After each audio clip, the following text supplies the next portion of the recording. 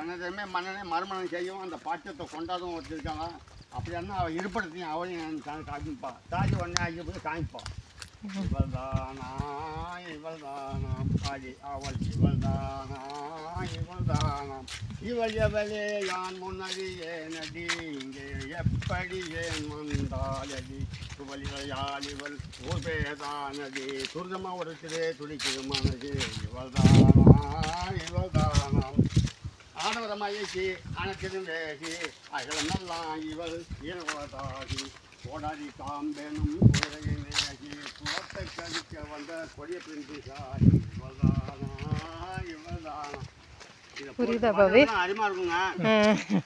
இவள் தானே என் சுகத்தை கெடுத்தவாள் கொஞ்சம் லட்சணமாக இருக்க முடியும். எருமப்பு கொண்டு போகிறது இருக்குது. இவள் கழுத்தை புத்தி நானே கழிச்சு என்ன இது இவளை பார்த்தா ஒரு தெய்வமாக இருப்போம் பிரகாசிக்கிறார்.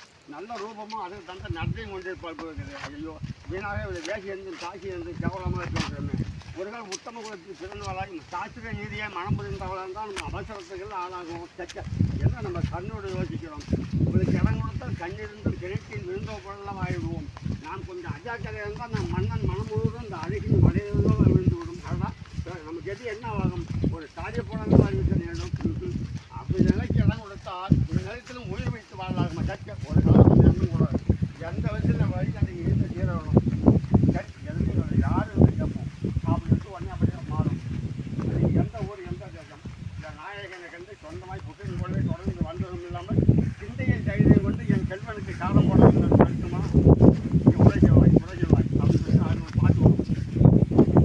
ஆரடி உன் பேரோ சொல்லடி அடி ஆரடி உன் பேரோ சொல்லடி மீ ஆன்மையா என் பிள்ளைக்கு பாலன் நம்பிக்கை கல்லினியாரடி உன் பேரோ சொல்லடி பாரதி என திரும்பி ஊரடிப்பாதிலும் தரம் பாவி என்ற பிள்ளைக்கு பாலன் நம்பிக்கை கல்லினியாரடி உன் பேரோ சொல்லடி சாதியால் ஊஜங்கள் போல் எரி சுவதும் அழகோ சமத்தாக ஒளி வந்த கலிகாரி வேட்னவர்கள் குந்தகாரி என்று சிக்கி அப்பால போப்போ பைத்தியக்காரி பொத்திரத்தில் உண்மை போல போதையை கண்டதில்லை புறவனும் பண்ணாதடி குடிதேடி அதுக்காக வார்த்தை சொல்லி கேட்டுக்காக வீணால் இந்த அம்புகள் நன்னை போல கண்டதில்ல மோசக்காரி ஆரடி உன் பேரோ சொல்லடி சொல்லடி ஒரு தமாஷா அப்படி பேசிட்டு போனோம். பொழுதுபோக்கம் பொழுதுபோக்கம் பேருங்க ஐயா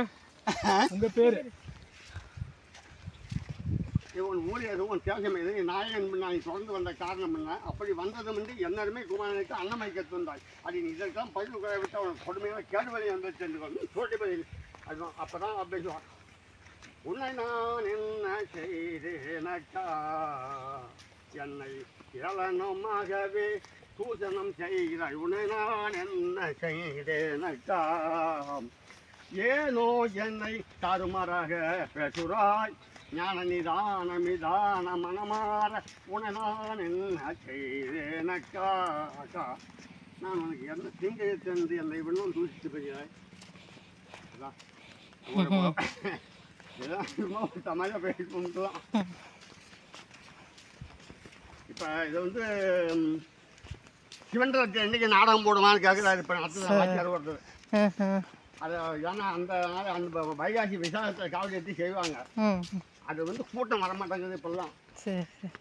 அதனால இந்த சிவன்றத்தினா ராமனுக்கு சமயம் வந்து போவாங்களா அப்போ வந்தால் பாதி பேர் பார்த்தது பார்க்காதமா எப்படி வந்தாலும் சாதம் விடிய இருக்கும். ஆமாம் ஏதாவது அந்த சிவன்றத்துக்கு போட்டோம்னாரு போடலாம். என்னை பற்றி ஒன்று தான் நினைக்கிறேன். ஆனால் நம்ம 10 காசு என்னக்காக கூட எனக்குலாம் காசு இல்லாமல் விட்டேன். ஏன்னா ஆளாக வந்து எழுதி தரேன்.